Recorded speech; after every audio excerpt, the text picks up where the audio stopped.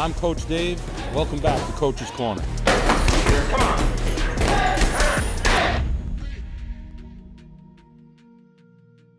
Good afternoon. I'm Dave McDonough. Welcome to Coach's Corner. Today, we have one of the original OGs from our area, in the boxing area, in the Danbury, upstate New York area. My friend John Carlo, welcome. I appreciate you taking the time out to come here today. A little background on John. He has been a mainstay of boxing, probably, one of the grandfathers of boxing in this area after Hat City. His own boxing academy, John Carlo Boxing Academy, out of the Dutchess County area. He has worked with all the fighters here. Fernelli Feliz was the original trainer. Right. Benny Little, Glover, all the guys. Yeah, all of them, yeah. All the guys. Kevin. And, Kevin. I knew him when he was David. Yeah. So, and, John was known to throw hands a little bit. 14-2 as a pro. Pretty good career right there. And, now he trains people over at the Patterson Rec. Yeah. It's a recreational boxing. But, John is a world of knowledge in the boxing world. And we're going to kind of get to why, not just why, but one of his greatest feats here, and probably for any fighter at this point, we'll kind of lead up to that. But, John, thanks again. And, we go back in this boxing world, and, the names and the people and everything else. And, what brought you to boxing is, as a young kid? What was it? Boxing? Was it another sport? What was it that brought you into that? Well, you're gonna laugh. Actually, I was getting bullied. Yeah. The typical tall, lanky kid, and my dad got a little annoyed. Yeah. So my dad used to fight professional, semi-professional, and he took me downstairs, and he'd have me hitting his hand all the time. Yeah. So then that's what got me involved with boxing, because he was a good coach, So then had to get back at the bullies a little bit, Yeah. And then, there really wasn't much boxing around here back then. You had to go to White Plains. Yeah, I had to go to Cage. The Cage. Cage right. in White Plains. Yeah. Which, the old timers would know what that is. You're talking about Carl Williams used to train up there, Louis Savarese.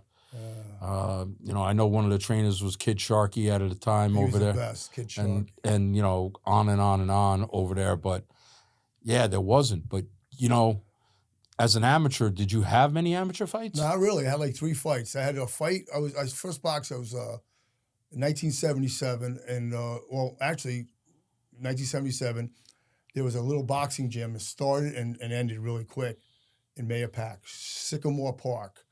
And a lot of people probably remember it. It was a really good lightweight fighter. Frank Eppolito was the coach. Okay. And we fought a couple fights. I had fought my first fight, a kid from Yonkers. He was 185. I was 165. We fought 175. And boxing was different back then. I ended up losing. I had a white Adidas shirt. It was all blood. The whole shirt was blood. And they would have stopped that like right away nowadays, My brother won his fight that day. So that was my first fight, 77 at St. Joseph's in Somers, I think. Oh, wow. Yeah, so that was a long time ago. Then I'd come in and out of boxing. I'd come in, I started lifting weights, feeling good. Then I'm like, let me take a fight, and then that was that type of thing. And yeah, then, but you were around the sport. Even though, you didn't have a big amateur career, you had more pro fights than you did as an amateur. Yeah. And, but, you're around the sport. How is it that you're training people because of your upbringing, your background, your dad? Yeah, I think it was the upbringing. Because he was real strict. He was a good coach. He had Customato as a trainer. Right. And somebody else really famous, but I forgot the name right now. And so, I was pretty good at, throwing punches, And he was good, how boxing back then was different. The slipping, countering. It was more technical. More technical, like blocking. Everybody talks about they show punching the pads all the time. Everyone's punching. That's not how, punching the pads. It's like, you got to set up your punches. And that's what he would teach. Like, you throw the jab, then you fake, you come back with the hook, setting up punches. There was a method to boxing in the day. Right. And like I say to people, too, today, is like, look, you're a coach, and, you can make anybody look good on the pads, make them come in 4 or 5 times a week. Right.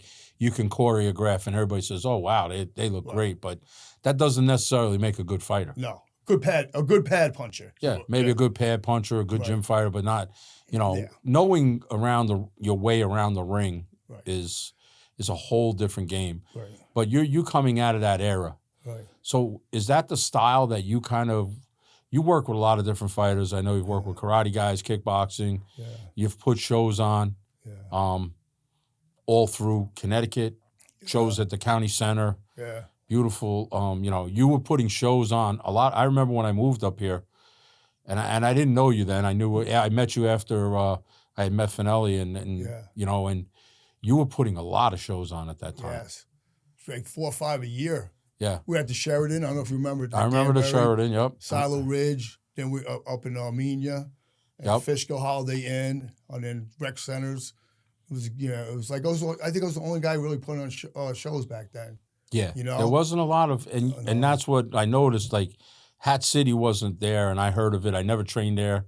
I know of the stories of the guys, that trained out of there.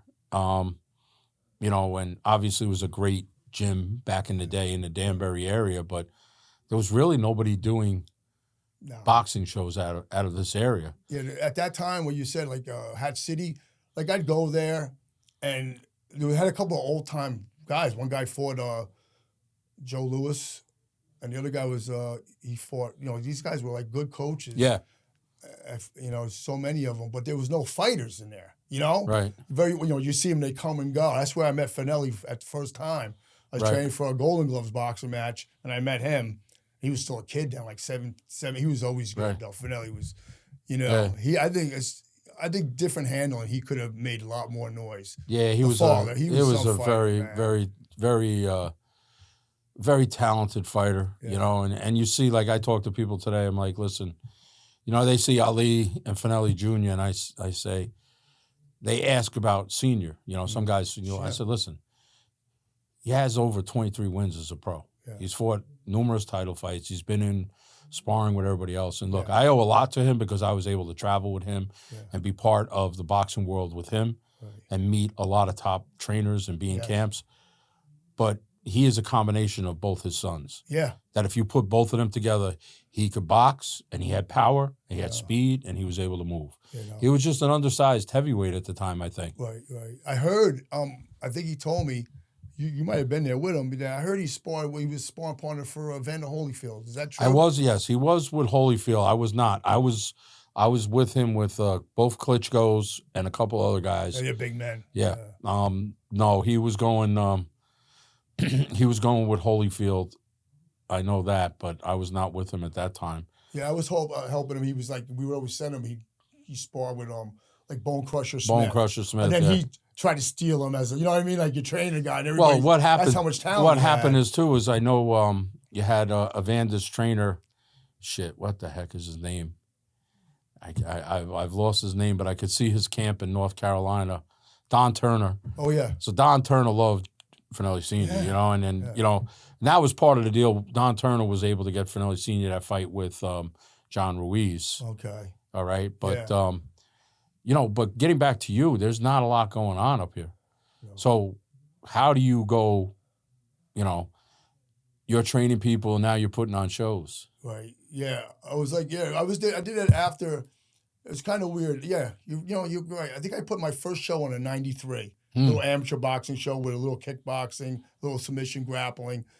93 was my first show, but I started coaching guys at like 89. And Nick Spinicchia, he had a karate gym in Brewster. So were you coaching guys more with boxing or more martial arts or the combination? More like, I would say more a combination. More like boxing for self-defense type thing. Guys will come in, they want to know how to throw, use their hands.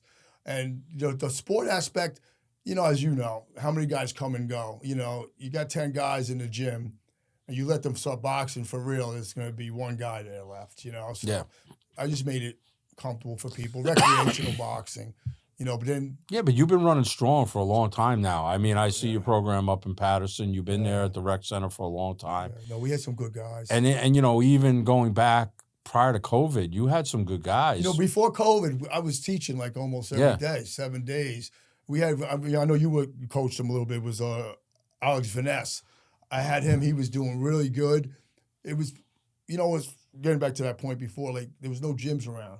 So when I started doing it, I wanted to do it for guys like me. I was in school, believe it or not, Carmel, over that area there would have been a lot more fighters from that area. I remember guys I still look up to that were a little older than me that could fight. Yeah. But there was no place to go to fight unless you really had an eye for, I'm going to go to the city and become a fighter. But we had a sport here, gym like I had. There was a lot of tough guys that just didn't have a place to do it, you know? Yeah, there wasn't any direction over there. Right, no direction. And then Alex was doing so good. You did a great job with Alex because you had him as an amateur. Yes, we had him as an amateur. And what happened was he wanted to turn pro. My wife just died. I just didn't have the temperament to put my 100% effort into it at that time.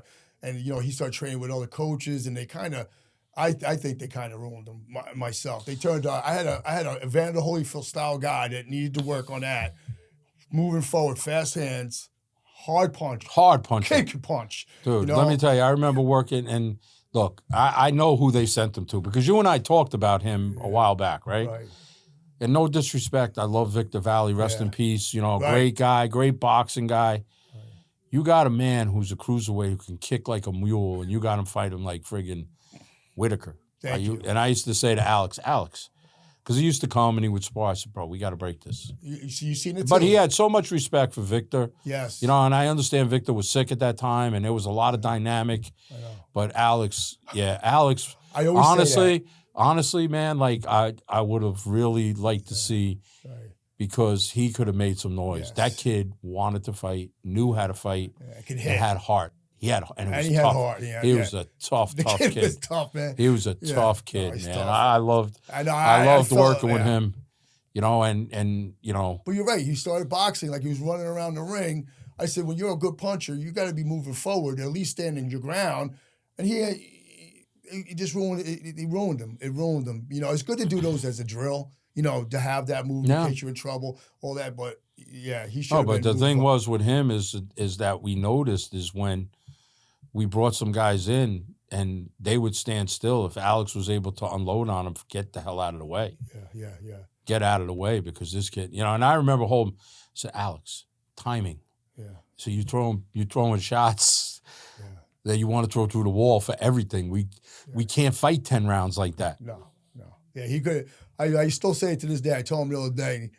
He always laughs because I don't want to down anybody, but I'm like, dude, you don't take, you know. I said your style is Michael Moore, you know, you're Evander Holyfield, Tracy Patterson, like boxer puncher, even a Finelli, you know. But instead you had hand speed, foot speed, and punching power. Yeah, I mean, you know what? He also had a pretty good ring IQ. Yeah. You know, like he was a sharp guy when you put him inside the ring. He knew what was going on. Right. He picked up very fast. Right. You know, and look, he was in shape. Yeah. No, he was the best guy I had as far as boxing. He, you know, like I said, things just didn't work out as far as timing. Again, like timing. Yeah. Then he goes down. He's training in Yonkers or wherever. They're getting him one fight a year. And then, I see my friends, I don't want to mention any names. Yeah. He's getting a fight every week, you know? Yeah, I know. Well, you know what? You know, Alex was a problem. And what happened, too, is that, you know, he had that big win up in Turning Stone. I forgot who he beat. Right. He beat somebody on TV. And then he comes back and wins again. And now the word's out that this kid's a fighter. Yeah. So now he's a problem. You know, so it's going to be a problem to get him fights. To get matched, yeah. Because now, but you know what? I mean, I know I haven't talked to him in a while, but yeah, he's a good guy. He's in Florida right now. Yeah, he's in Florida selling cars. He's got a kid. He's happy. You know, he's just, you know. No, he's always telling me, come on down, you know. Yeah. But he says that's what I wanted to do the gym for, the local guys. And we had a couple other decent people. You had a lot of decent people out of there. I mean, I remember, you know, at some of your shows, like the one thing about your shows, I remember you always put quality guys on. Yeah. Like, you know, I remember Joe Parker, who Joe he Parker. trained with you guys. He comes over, you know, and Joe's still with us. Joe is a product out of you, and you know, I've watched him on your shows. Yeah. You know what I mean? And Another tough kid. tough kid, you know, knows how to put things together. But, you know, that's got to be a testament to you and your training. And I know you're a humble guy. You're a quiet guy. And it's not. I can tell you a quick story about Joe Parker, how tough he is. He fought somebody. I forgot who it was. We were in Portuguese Center, I think, in Danbury. Danbury, yeah. And he gets knocked down. Boom. Gets up. Keeps fighting. Wins the fight. TKO. Wins the fight. After the fight, he's in the putting water on his face. Mm. Here he is taking water. Like, what are you doing? I'm putting water on my face. This guy, that's how tough he was. He was knocked out. He won that fight knocked out. Like he didn't even know where he was. He couldn't even go like this to his hands. Yeah. Because, you know, as what you were saying about training. When we were talking before about guys go with 15 rounds, that guy's out there running every day. His body could take it and come back. I was impressed. Yeah, but you know what? That goes like now, like you got to train recreationally different than you train fighters, correct? Yes, definitely, yeah. Because first of all, you got to do it almost every day. My program's twice a week, you know, so it's just, you know, we have Zach Borner. You remember him? He's one of my coaches now. Tough guy. I like to say a tough Irish guy, but he's probably not Irish. But he just, I remember one fight we had, his nose was knocked on this side of his face, went on to win the fight. He's one of my best coaches. So what are you seeing right now coming through your program, these young kids or, you know, professional people, older people, are they gravitating more towards the sport for self-defense, for conditioning, the love of the sport? What are you seeing? I think mostly for my program, mostly, you know, conditioning and being good with your hands. Because my coach, you know, Zach, he also did kickboxing. Yeah. So he has these guys who box also, even if they're not kickers, they're working against kickboxing. So they're getting more. You know how if you've never seen a kick before, you might not be able to block it well. Yeah. But they're doing that. But no, not really much competition, guys, right now. Only because I'm only 1 day a week. I know if you're doing it once, twice a week, you're not going to be able to compete. You know that. Yeah, but you got a lot of kids coming. Yeah. And I do send them over to you when they do get, you know, when they get like, oh, this guy really wants something. I tell them come over to Champs because, you know, you can, you know, gonna move you know. Yeah, but you know what? You got the programs like yours today with, you know, keeping boxing alive. Like you said, you grew up in the area where there wasn't many gyms. You know, I had moved up here and there was not many gyms. Right. I'm coming out of New York and there's a gym on every corner. Right. You know, like, you know, and, you know, in the boroughs, it's, you know, the Golden Gloves in the boroughs was like, you know, it was something if you could get through that tournament. Yes. Like if you won that tournament, you really, that was like, wow. Jeez. I mean. Like the minor leagues. Yeah. If you can get through that tournament. Yeah.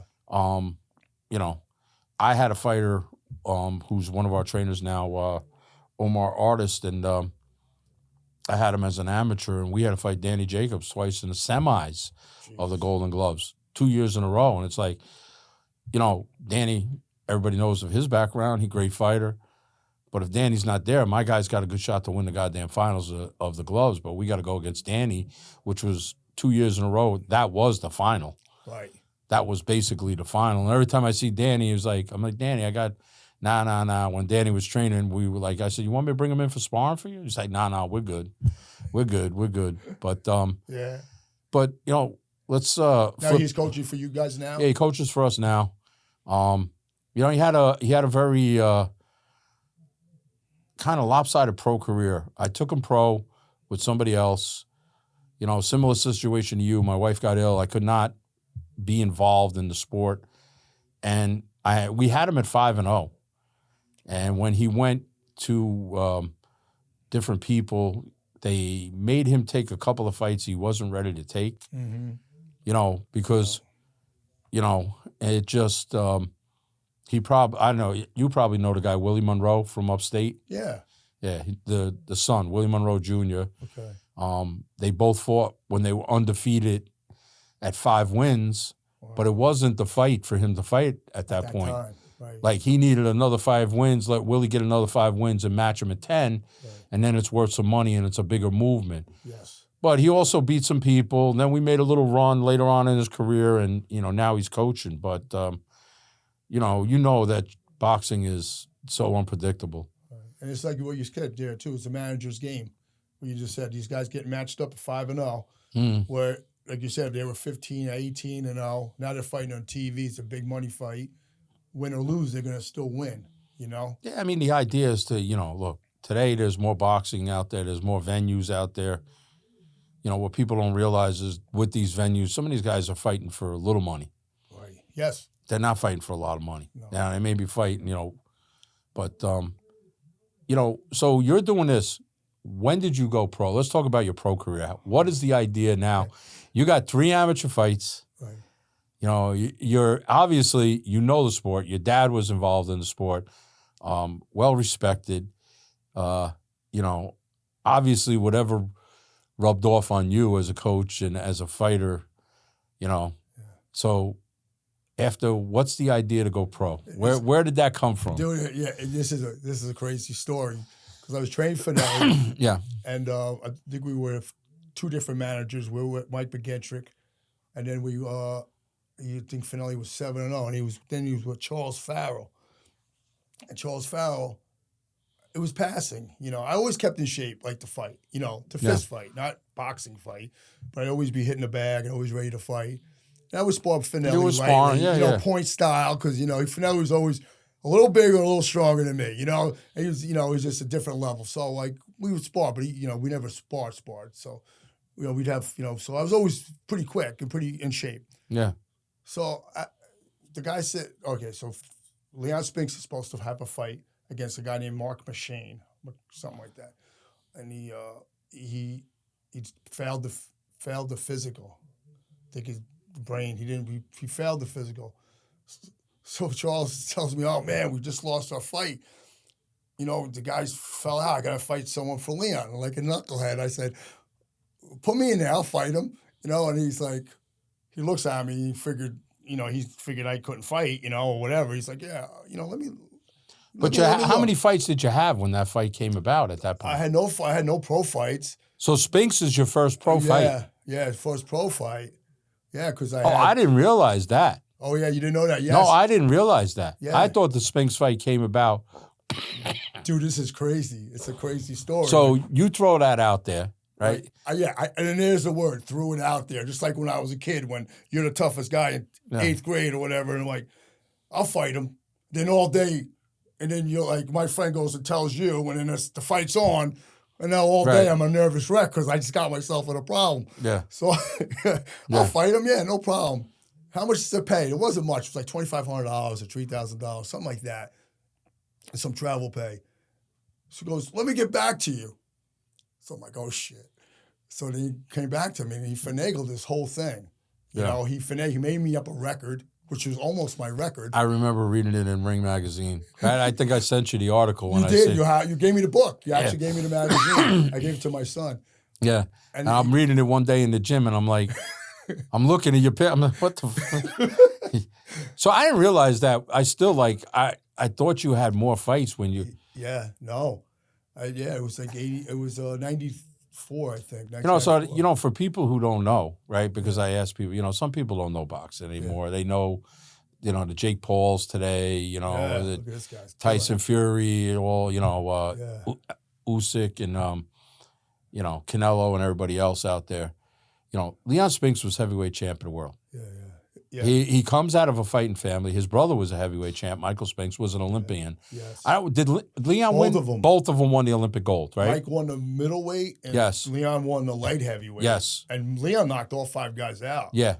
He was a terror. He was. At that time, he was. He was a force to be reckoned with. Yeah. Had some personal issues throughout his career. Right. Yeah.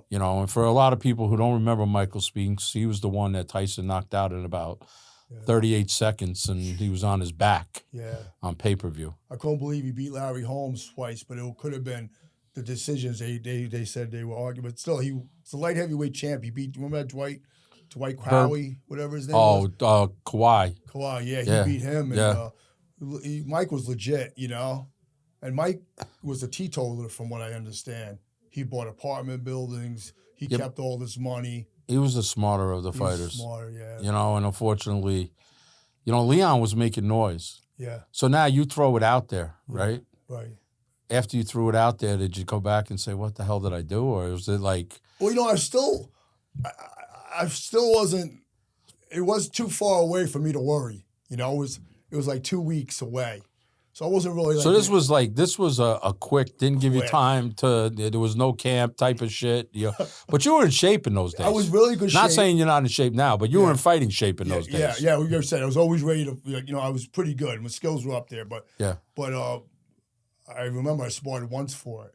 I went up to Beacon, 5-star boxing, and tough kid, a friend of mine, Don Swanson, was a tough cruiserweight. And I remember I went up there. He's coaching in Mahopac now, or he had a gym? Yes, he has a gym in Mahopac. Yeah, I heard the name. Yes.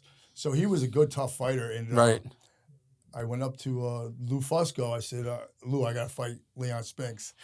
And he's like, what? And I said, yeah. I said, so he gets me to spar, you know, him. I feel good, you know, 3 rounds, whatever.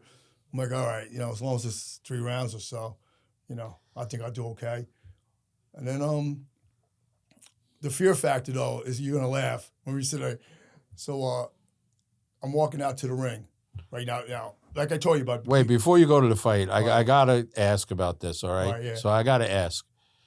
You know, Lou Fusco, a legendary trainer around here. Yeah. You know, in the boxing world in this area, everybody knows who Lou Fusco is. Yeah. I've happened to meet him a couple of times. Yeah. He's not a very friendly guy. No, he's a tough guy. He's an old school fucking trainer. Yeah. He knows his shit. Yeah, no bullshit, yeah. Right? And I've been in that gym that you're talking about, okay? Yeah. And what was Lou's reaction? Because you're talking about a guy, I mean, this guy goes back in the day in boxing with, you know, and you walk into the gym, right, and you tell him, I'm fighting Leon Spinks, the former heavyweight champion of the world. What did he say? Because I know he didn't say, okay, John, let's get you ready. No. And I don't know him as well as you do, but I know he didn't say that. No, you're right. He was like, John, he's like, what are you doing? I said, yeah. I said, it's a fight, you know? Yeah. And I remember this one statement he said to me. I don't know if it was at that day or it was before or after that, but he always would say it. He goes, you know, you get off the couch to fight. I said, it's easier to get off the couch and fight. So all the training part's the hard part, you know? Yeah. But Lou said it to me, yeah. Lou was, he laughed, though. He laughed about it. Did he take you into that fight? No. That's a whole nother story, yeah. I'm like, geez, after I started thinking about it, I'm like, I'm going to get fucked. I might get hurt here, you know? I mean, I'm going to go down swinging, but this, you know, it's a little bit out of my, you know. Yeah, but Spinks was on the back end of his career trying to come back. Yeah, thank God. Because if he was in his prime, you know, Leon was some fighter. Yeah, you know, yeah, definitely. Fighter. Not to take anything away from him. Not to take, you know, I'm just saying at that point. So now you got 2 weeks to get ready. Right. Right? Yeah. When they gave you the call, how you throw your name out there, and I don't remember all the details. They put together a lot of stuff to get you relative to fight Leon Spinks. They didn't want anybody to think that you were some fucking farmer from Iowa. No, the guy Charles, yeah. Like you said, I had 2 weeks, but I think I was told the 2 weeks, but it was finalized. I was fighting him a week out. Yeah. So I had 1 day of sparring. I sparred like on Wednesday, and the fight was on Saturday, I think. And he made up a fake record, which almost was my record, 11-2. Yeah. I ended up being 14-2. Yeah. You know? So and but now, like when they came back and they said, okay, the fight's on. Yeah. Did you have second thoughts? Yeah, I guess I you know, I don't remember that either way. Then I just remembered I was in a good position. I'm like, if I lose, I lost to the ex-heavyweight champ of the world. Yeah. If I get lucky, I beat him. Yeah. You know, so I wasn't like you know what? I think I was more braver for that fight than if I was fighting some nobody, because then it was some nobody. You know, Yeah, you really had nothing to lose in this fight. I had nothing to lose. I almost had they tried to match me with my friend Martin. He tried to match me with Iran Barkley right after that, who was another old guy. Yeah. But he was still tough, you know. Yeah. He was a hard hitter, you know. As you know, we were just talking about it. It was tough. But so that's how that came about. So now the fight's a fight.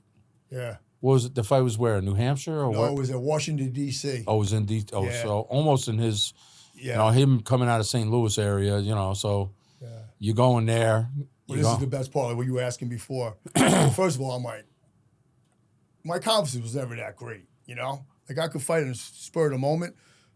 But now it's getting real. Well, when you're, it's like kind of being a big fish in a little pond. Yeah. When around here, like, nobody's doing nothing,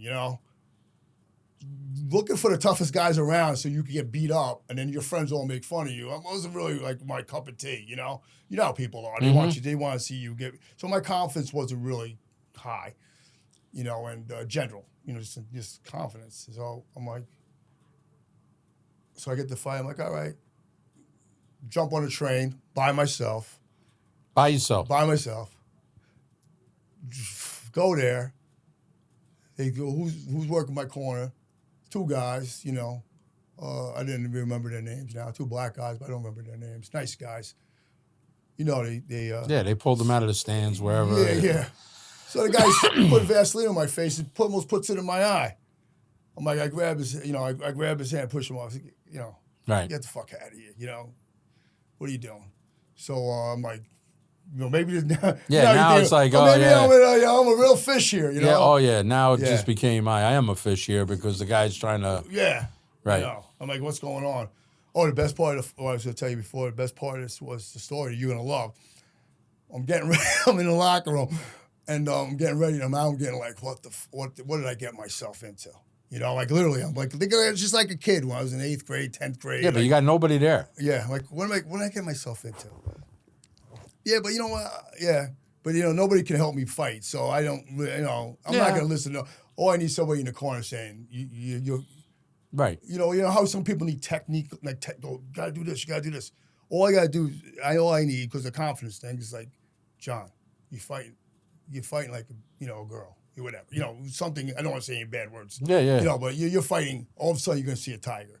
You know what I mean? But if I need somebody to get my morale up, light me up. Right. I need more to be lit up, not throw the jab and then throw the hook. I don't need that. Yeah. So I don't really need anybody in my corner. Yeah, because basically you didn't have no time for that technical shit. No, right. Yeah. And I'm gonna throw something in because I do know a little bit of something about you. I know you got a nasty fucking left hook. Yeah. Right. So like whoever's working your corner is like, if we're gonna throw one punch, let that fucking hook go tonight, baby. Let it go. We'll find that hook tonight. Yeah. Well, this is the thing. Like, okay, so now I'm like you said, I'm in the locker room. I'm like, Jesus. Now, how's this for confidence? Walking to the ring. I'm walking in the ring. I'm like, never again. Never again.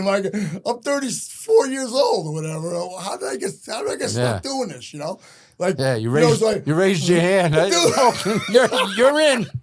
So that was my I'm like, that's my walk to the ring. Most guys like, Mike Tyson, he's putting holes in walls, he's gonna kill somebody. I'm like, never again. Yeah. What did I get myself into? So just like you say, I got lucky. I hit that left hook and I got lucky on that one. First round. First round, yeah. So you're walking to the ring, you're ready to go, right? I'm like, okay, I'm here. Yeah. Now you're up there. Yeah. What was the thought? Was the thought to throw the left hook, or did it just happen that you threw it? Like, did you have anything as a fighter in you and say, okay, this is what I'm gonna do. I'm either gonna fucking, connect, or I'm going down in flames here. What was the? Well, that was definitely doing that. Like, so what you said, I went out there and I threw a jab. I was almost like, it was almost like, when things just work perfect. I always the type of guy to throw the jab, quick and then hard, and then I seen his hand move. All he had to do was like that. Yeah. And I feint left hook and right on his jaw, So like it was a move like there's certain things you always do good. Yeah. It just so happens when I threw it, he went like that. He bit on it. Yeah. And he went, and he went, his hand was going, I caught him, and good thing I hit him wherever I hit him because, like you said, if he would have. So you didn't feel him really in the fight. You were 2-3 punches. Yeah. Yeah. And how was that? It was like, were you? Yeah. Was it what you thought it was, or was it I clipped him pretty good. I felt it, and I'm like, when he went down, I'm like, and I see him roll. I'm like, I got this guy now, and then he did get up, and I hit him a few more times. Went down again, Then they threw in a towel. So I'm like, here we go. I see the towel coming in. Nobody's stopping the fight. So I gave him a few more shots, and then they stopped the fight. But like people say, he's it's past his prime. I said, yeah. I said, I'm lucky. There's only two things could happen. I either win or I lose. Yeah, but okay. So what does that mean past his prime, right? We were talking before about, Joey Archer fought Sugar Ray Robinson's last fight That was in 1967, right? Yeah. Robinson's done, world title fighter, right? Don't. So do you take away the fact that you beat somebody like that? Right. Look, he accepted the fight. Leon accepted the fight against you because there was a thought of, I'm going to regain something back. Plus, you're talking about an Olympic gold medalist who's knocked out people, heavyweight champ, coming out of a boxing pedigree. Right. On a bad day, he can still throw hands. You know that. You're coming off the couch. Right. No pro fights. Right.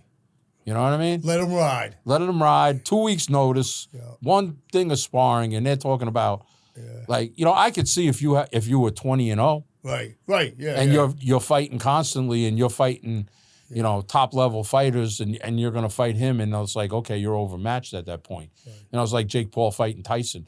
Mike is great, but Mike's age caught him. Yeah. Right. But still, we still saw Mike Tyson throw punches in that fight that, he can still throw a punch. And that's, that today, once you know how to throw a punch, like we were talking about outside, how your dad taught you and how your dad threw a punch, when you know how to throw a punch properly and you have time to throw it, I don't care how old you are, you're going to clean somebody's clock. And like you said, I still wouldn't want to fight Mike Tyson myself, regardless of what these people are saying, No. Like, whoa, Mike Tyson was still, but that's a whole other subject. I don't know. I hear both sides of that. Some people think he took it easy. Some people think he took it easy. Being an older guy, I kind of think, I don't know. I don't know. I saw spurts of Mike. I seen that he could throw, but you know what? I think age caught him a little bit. Yeah. I just think he did, and it does with all of us. Yeah. I still think he's dangerous. I would not sit there and let him hit me. I don't give a shit who. No. You know what I mean? Like, I ain't boxing him. No way. I mean, people talk, you'll fight shit, bro. Relax, okay? Relax. You can't walk and chew gum, and now all of a sudden you're fighting Tyson. So I know. After the fight, what's the thought after the fight now? Oh, I'm happy. Obviously happy, but now are they coming back to you and say, okay, we're going to, you went on and you fought some more. Well, it's so funny. Well, now you mention it. When I got in the ring, Melvin Foster, who was a big name back then, I don't think he might have hit the top 10. He's challenging me to fight, right? So then we, he said we fought a few more times, and but it was funny when you mentioned Mike Tyson. I can't get it out of my head because I'm thinking about him hitting his pads and stuff, and he's 6'58". Or whatever, and he's still, but look, like, what? Once that's instilled in you, that technique and that power, and you're in shape, and you have a little, you know as well as I do, boxing is the form. Yes. Boxing is. We were talking about the punch, the 6-inch punch. Yeah. We were talking about that outside. You know it like I know it. Yeah. Boxing is the form. Yeah. You throw that short punch that no one sees. Yeah. That's the punch that gets you. Right. That's and Tyson could still throw a punch. I know. He could still throw a punch. What do you think's going to go on with this guy JakePaul now? You think he's going to do anything? Look, I have my opinions about the guy. One thing I say about him is, like, he's a multimillionaire, right? He's a multimillionaire, right? So he's not fighting for money. No. Right? Doesn't have to. Doesn't have to get out of bed. I've heard people who've been in camp. I talked to Chad Dawson, who was in his camp, and I said, Chad, how is he? And, we've been very blessed. Chad has helped some of our fighters. We've helped some of him. He's a very, you know him as a fighter. He was a great fighter. He's going to be a great, great trainer. And he said one thing. He says, that man works. Yeah. He says he works. He puts in the work. So something? I'm going to take somebody who puts in the work, who's in shape, as opposed to a guy who cheats the sport. Right. I don't know. It's just he doesn't have enough experience to keep going the levels up with some of these guys who have a lot of experience. I think that could play a part of hurting him. Right, those top 10, top 20 Yes, guys. because he's still, He's still green. Yeah, he's still like, there's levels to this game. Yeah. There's levels. We could be boxing here, and then you go into a big camp, and these guys are just at another level of what they're doing. They live it, eat it, and sleep it. Yeah, I got a question. Did Finelli's son, one of his sons, go to his training camp? I know he went to. He went to JakePaul. How do he feel about it? What do he think? He said, Jake. Because he's a lot of experience. He said Jake works and everything. He didn't say too much about the sparring with him. Okay. So I don't know if he got a lot of sparring with Jake in that. Got you. But he was just also out in Tyson Fury, where he was there for 3.5 months, and he had great camp with him. Yeah. But you know what? The experience with this guy, he wants to fight. He wants to be successful. He puts people around him that are talented. Right. Yes. Good coaches. True. Yeah.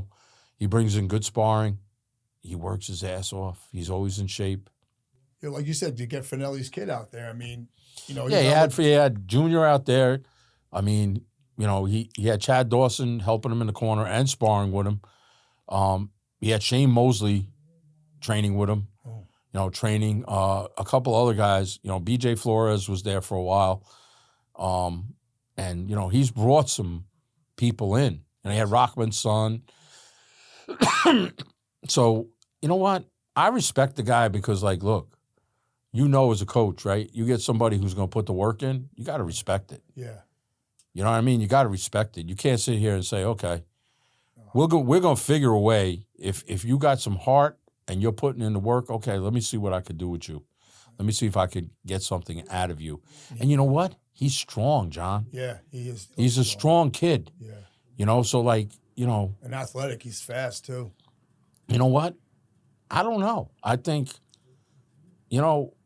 he's given boxing where these fighters, I was talking to a promoter today that we had a fighter on his first card in Cleveland. Mm. And it was on a Sunday night on Showtime, and they had 17,000 people in the stands on a Sunday night in Cleveland, Ohio. That was JakePaul's first fight. They want to see what he's doing, and now it's just bigger and bigger and bigger and bigger and bigger because you know what?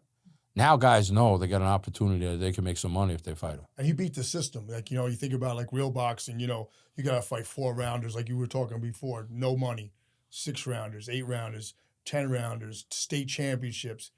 He sidelined all that because of his popularity.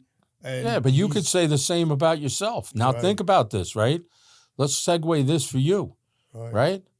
If you beat a fighter like Leon Spinks today, right? You knock out the former heavyweight champ of the world, Olympic gold medalist. Right. What's going to happen to you with social media and everything else? Social media, yes. Your next fight is worth millions, no matter what. Yeah. On one fight, right? One fight.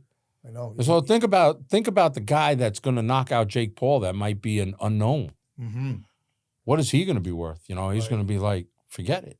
Yeah. So that opportunity of boxing it's exciting to see for the fighters that they're making this kind of money and that they can, and that he's willing to pay the fighters. From what I hear, he's willing to pay the fighters on the card. Yeah. He's not Don Kinging you. Yes. You know what I'm saying? Yes. So, and, he's willing to do that. But look at Mayweather, guys like that. He sidelined that nonsense, right? Mayweather, he promotes his own stuff. Oh, he was the star. Think about it. Why are you going to give up? Right, the boxing end of the business game, right? Right? People don't realize that fighter's pieced out like a pizza pie. Right. He might be getting, the fight's worth $1 million. By the time everything's done, and I'm just throwing $1 million out as a number, right? By the time everything's said and done, that guy might be getting $20,000 to fight it. By the time everybody takes a piece of what the hell he is, you know what I mean? So Mayweather said, "Fuck this! I'm going to make my own promotional company." Right. I'm going to be the attraction. Right. And now everybody wants to do this. And they earned their keep. They actually fought in the ring. Not like guys these other people who never did it. Now, you know what? I talk about this. I respect Floyd. People say Floyd didn't fight this guy. Floyd fought everybody they threw in front of him. Right. at the Right. time. It's not his fault some of these guys were older. It's not his fault. Right. You know what I mean? And you know what? When you hold the cards Right. as the champ, you get to say who fights me and who doesn't. Right. I say the same thing. People tell me stuff about, Floyd. I'm like, listen, he picked his fights because he can, because he did. And he said something really important. He said, I'm not here to put on a show for you. You know how most guys, I'm here for the fans. No, it's like, I'm here to take care of my kids and speak. And make money for himself. Right. And you know what? And you gotta respect that. You know what? And the other thing is this, right? Fighters, right? Today, if you fought somebody like Leon Spinks, that fight's worth 6 figures. Right. If they pull you, John Carlo, off the couch and say, you're going to fight this guy. Oh, my God. Someone's paying you. Someone's paying you. Like, you know what? They're going to. So, you know what? The guys want to fight Floyd know they're getting paid. Yes. Right. And Floyd's smart, like you said before about Don King. Don King has, let's say, Foreman versus Ali. Ali gets, I'm just making up numbers, 2 million. Foreman gets 2 million. Don King is getting 10. Yeah. Guys like, what was the other guy? Oscar De La Hoya. He didn't promote his own fights, but it makes so much sense. You're putting on a fight show. Yeah. He has the money. He might as well back himself. Listen, he's the attraction. And look, Don King, I know somebody who was under Don King, and I saw the contract that Don King had with this fighter, and I said to him, and we kid around, I said, you know what? Your kids are probably under contract with Don King today if they ever became fighters. King's got a piece of them, you know what I mean? Yeah. But the contract was ridiculous, you know what I'm saying? It's just he locked you in. But I want to come back around real quick because I think we need to talk about Lou Fusco. Oh, yeah. Because I think, honestly, I'm going to try to reach out to him and see if I can get him. Because I think he's just part of the boxing story up here, and he's just one of those guys that, the old-timers up here know him. We know him. A lot of people don't know. Yeah. He trained Delvin Rodriguez for his career, did a great job with Delvin. Tell us a little about Lou, because I know you were around him more. I was only around him a couple of times, and it wasn't big conversations. So No, Lou's that's definitely Lou. But Lou, first of all, I think he's 89 now. Yeah. We're going out to have dinner with him. I got to look at my phone. I forgot. It's coming up. And he said 89 years old. He's still plugging away. All the old ex-boxers like that he had, the local guys, like we were talking about Don Swanson. Yeah. He goes by 2 names. I know Don McKay. And then Marcus Hanlon. Okay. Joe Kenner. Me and maybe Brian Burke will go have dinner with him, and I know because he's always he'd always come up with these comments like you say, what do you think about that guy? He's an accident waiting to happen, and I still remember because he would say stuff like that, and I remember he was training Billy Costello at the gym, and I watched that, and he had a lot of who else did he have up there? I remember Delvin, and did he have Tracy Patterson Jr. up there? No, I don't think he ever did have him. Okay. They might have did some sparring against him or with him, but I don't think he was there.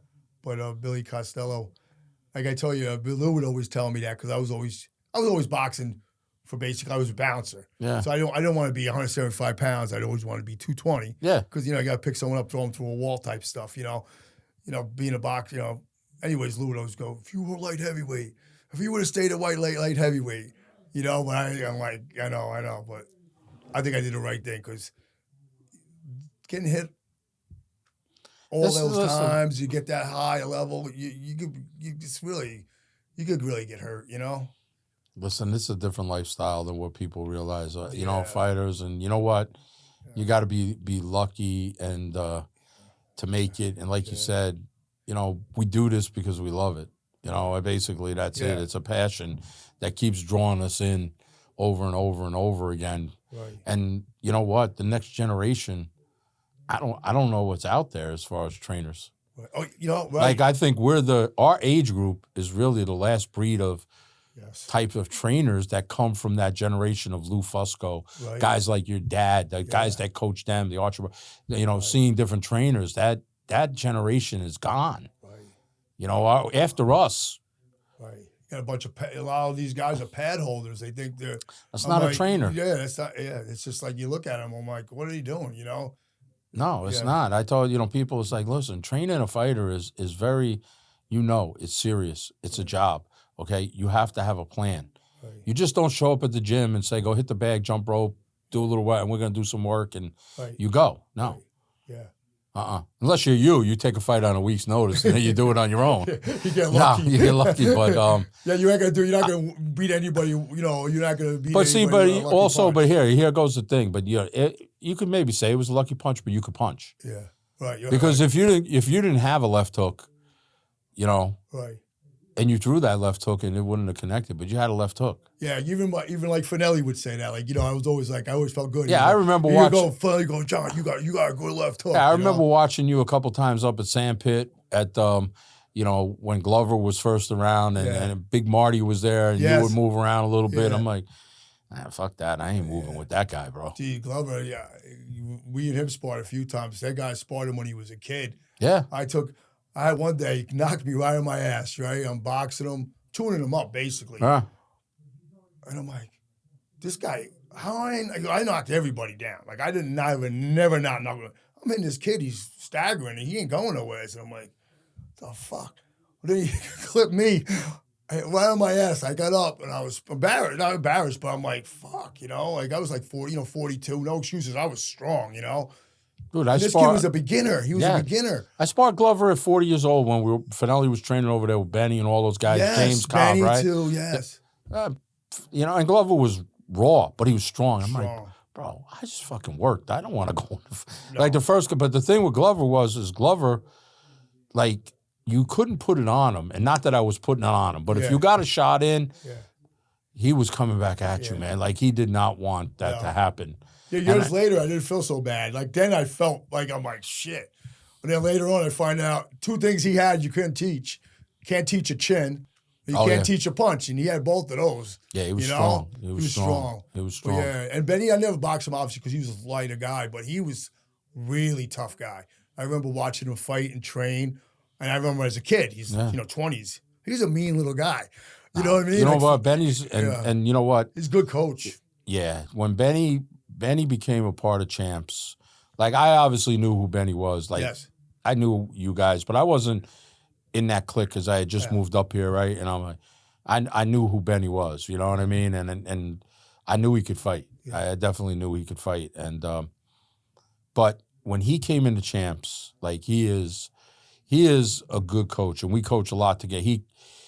We complement each other. He's a very, very knowledgeable guy. We have different styles, but they kind of work together. Mm-hmm. But because of his style of the way he fought, and the thing with him, I mean, even to this day, he's still in shape. Yeah. Oh, he's still in shape. He's still rolling around doing jiu-jitsu and sparring. But you know what? He's got that fighter's mentality. Yeah. Like I said, when he was young, he was a mean guy. Like, not mean, like, always personal, but a mean fighter. No, like, but I watched him fight in a bar once. It was not a bar fight, though. It was he was a kickboxing championship. Yeah. He was a whirlwind. I watched him, I'm like, wow, this kid could fight. Yeah, he fights to the finish. Like, he's a different guy when he steps in the ring because, and this is something a lot of these young kids don't realize. And this is like Benny and I have this conversation, right? Like, I said, Ben, everybody's not like you, bud. Yeah. I said, I know you want them to be, but you're a different breed. Yeah. No, you're a different breed. You go into a dog fight, it's you or the other guy. Somebody's coming out. Right. It's not. That's how we fought. That's how we fought. He's going down on his shield if he goes down, or the other guy, they're dragging him out. Probably most of the time they're dragging the other guy out. Yeah. But, and it's like, your way of training what you wanted, these kids are not built like that today. No. He was tenacious. I mean, he really was. I remember watching him, walking at him. I'm like, damn, this kid is tough, You knew he was tough. You know what? I didn't see him fight. The funny, I'll tell you a funny story, right? So we're working a couple early fights together, right? So he's working, it was a Golden Glove fight, right? So we're fighting, and it's not that crowded, right? It was in the early preliminaries, right? Mm-hmm. So Benny's the lead, right? So he's doing most of it. And Benny's very upbeat, always talking, very, very boisterous in the corner, right? I'm a little different.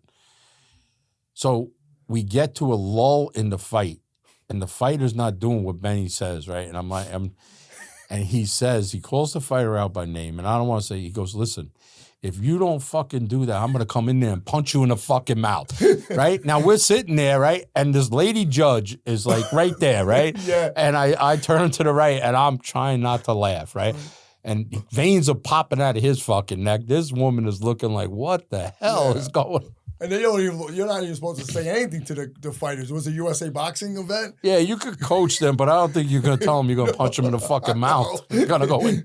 But no, he's honestly very, you know what? I didn't get to see him fight. I got to see him spar. Yeah. He's a very, very good coach. He's upped my game a lot. And you know what? I got 3 people left after you. And I told you this, right? And I want you to ask Lou. And Lou's probably going to tell you, go fuck yourself, John. You might have to come with him. But I think we got to have Lou. Yeah. All right, him, Finelli Sr., Right. Benny, and then Glover. Right. You guys are the 4 OGs. I've had Delvin, but Delvin wasn't an OG. Delvin was after you guys. He was a youngin' coming up in the game. Yeah, I actually, you know what? Believe it or not, his coach was a great friend of mine. Mikey Salazar. Yeah. And I heard the bring him name. to my gym in Pauling. Yeah. And we took him down. He won the Junior Olympics in New York City at 12 years old. Yeah. The kid could always Mikey, he coached him good. Delvin always fight. Always fight. Delvin, but you know what? Like, we go in this area, right? Hudson Valley always had fighters, right? Billy Costello, Tracy Patterson Jr. Right. I mean, there's the guys I'm missing over there that, back in they were big names. Like you said, we were talking about Zori did well. Didn't make it, but Zori Lawrence had a good career for what he was. Yes. You know what? Maybe today would have been a little different for Zori. Right. But to be a top 10 fighter, regardless, right? I think he beat McCline, was ranked 10. Yeah, 10th at the time. I'm wow. Zori beat some big fighters, sparred with some big people. He was ranked for a while in the top 20. You know what I mean?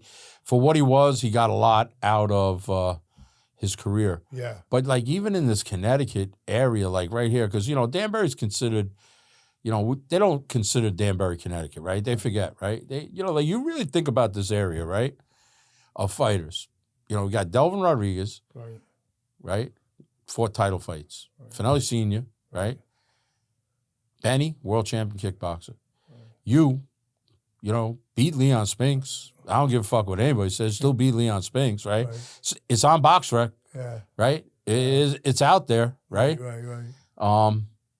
And Glover Teixeira. Now Glover's got the guy under Glover. Yeah, Alex Pereira. But I'm talking about these are the original guys in this area. You guys are the original guys in this area that kind of built it. Yes. So like I think that's an important part of boxing. That's why I wanted to have you, because it's like, John, you're a behind the scenes guy. You were doing shows. You were trying to keep boxing and combat sports relevant in this area when it wasn't really happening. Yeah. And you know what?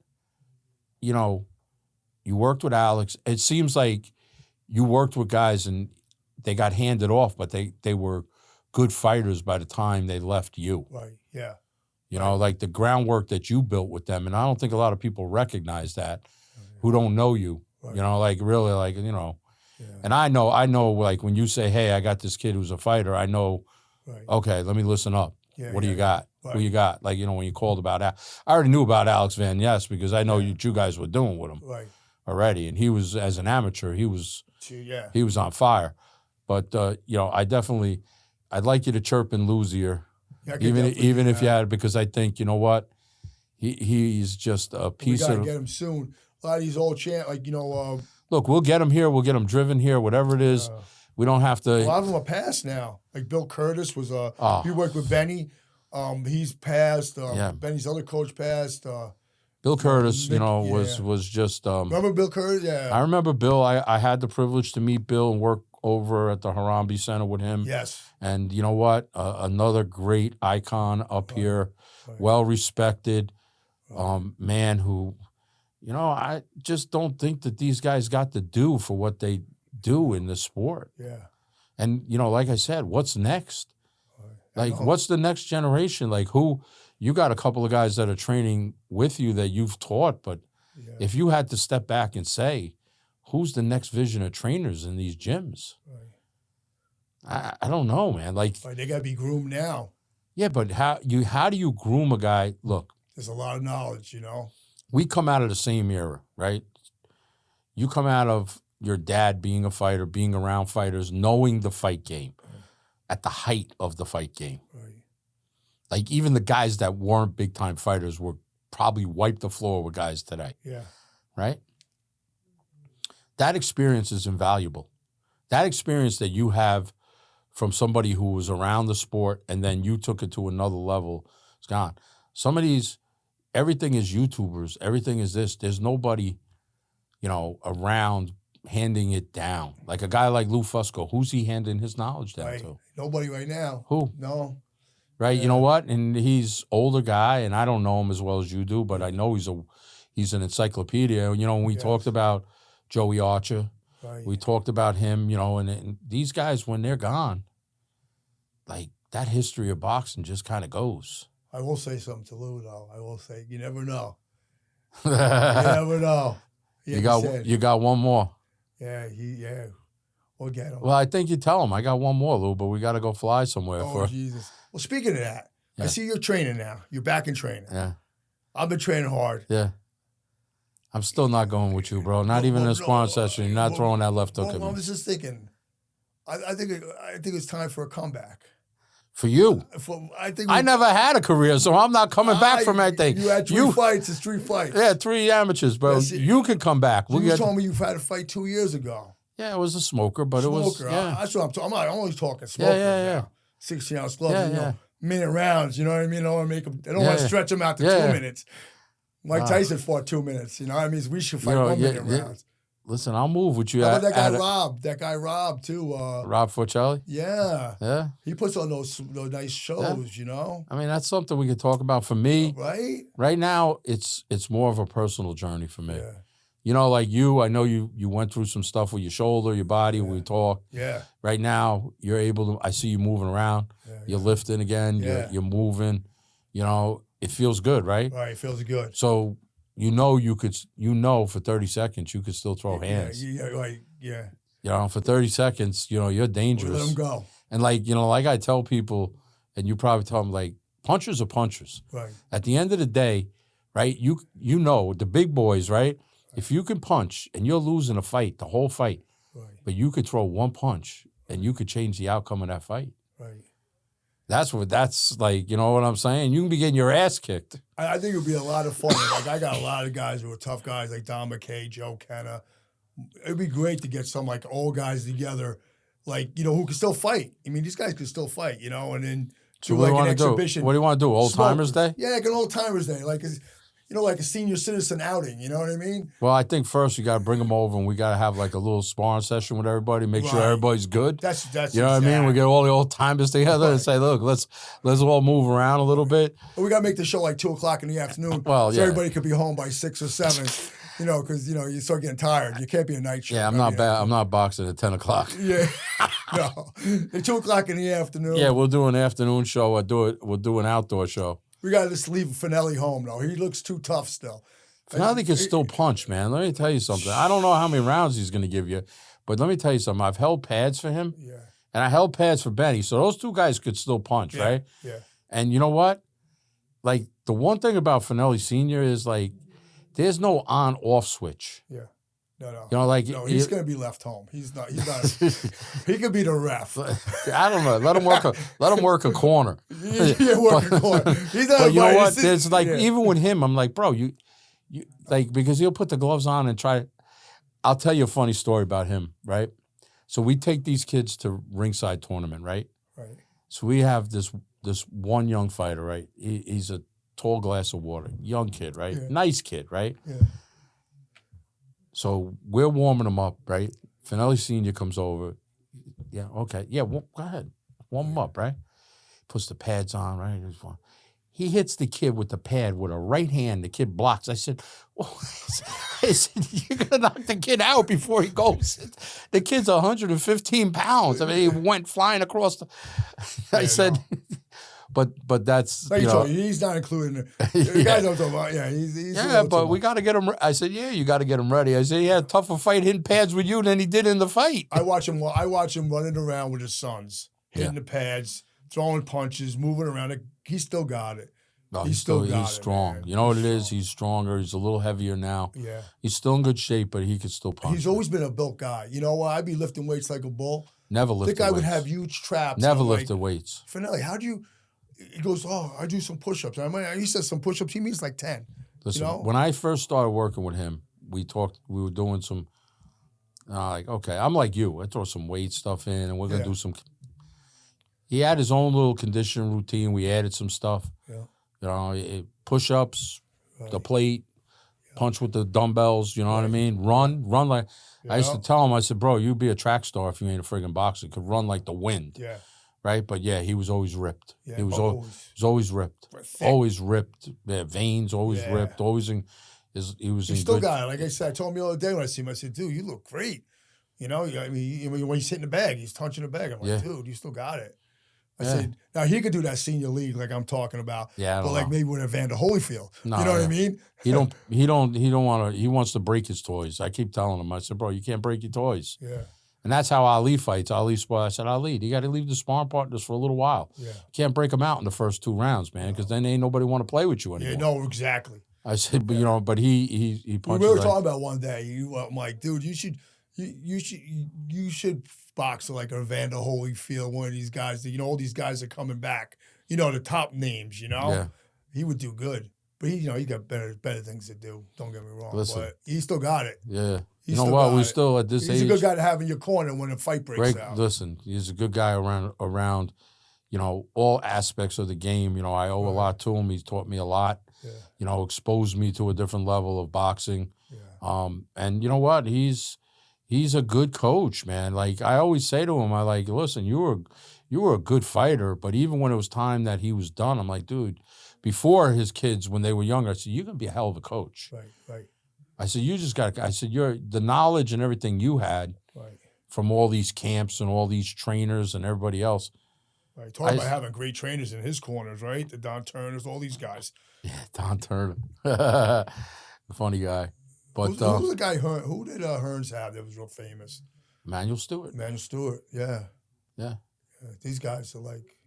Yeah, man. I mean, you know, they're just this. But listen, John, we really appreciate you coming. Oh yeah, it was a great time. You know, but I was looking forward to it. Yeah, I'm really good. But I'm going to ask you something here. You know, and you know, being as a trainer and a fighter, if you were to give somebody advice, what would that advice be today? To be a fighter or a trainer, what would you give today? To actually be a boxer. Yeah, to somebody who was interested in boxing, what advice would you give? So I would say you're gonna have to work hard for one. You gotta have a good coach, and you gotta put 100% into it because it's a hurt business, as we all know. Yeah. You know, you can't make any mistakes. It's all conditioning. Yeah. Right. You know, I mean, that's a big thing. You know, you gotta want it. Yeah. It's a hard business. You know. Yeah, it's not easy. It's not an easy. It's not an easy business all around. But you know, it takes a lot. You need a lot of stuff. You know, heavyweights seem like they don't need as much. You ever notice like the middleweights, welterweights? They all can punch. They all are fast. They all got combinations. They all got foot movement. They all got defense. Heavyweights, it seems like if they have 1 or 2 of those things, they go a long way. You know, look at Tex Cobb with a hard head. And just march forward. You're proof of that. You threw a great left hook and dropped a former world champion. Right, yeah. That's it, right? Yeah. So you know what? Take that to a level of a top 5 or a top 10 fighter. What they do, if they could punch, you know what I mean? You know, look, like Tommy Morrison, remember? Tommy Morrison, another guy, threw a great left hook. Yeah, you made know, a lot of noise. He had some good wins and he had some bad losses. Yeah, but you know what? He never really trained the way he should have. Right. Yeah. You know, you didn't know what Morrison you were going to get. Right. You know. Right. Yeah. There were a couple of fights that he took. He wasn't in the greatest shape. He relied on that power. And, you know, once he started fighting better boxers, he had trouble. The best fight I ever seen him do, in my opinion, you know, was when he fought Razor Ruddock. Razor Ruddock. He had him now on his feet. Another great fighter. And he came back with that left hook and laid him out, spun his head around. I'm like, wow. I remember the day I was watching that fight, me and my friend Chip, we were down in New York City watching the fight. Yeah. And what a knockout. What a left hook. Yeah, Ruddock was no slouch. He was built he was he's a hitter. diesel. He had a great left hook also. Yes. Razor Ruddock had a great left hook. Right. But look, once again, we appreciate you. You know, let's we talk can to about Lou. boxing all day. Let's talk to Lou Fusco and see if we can get him in. You come in too. Well, you know what? Lou Fusco, not for nothing.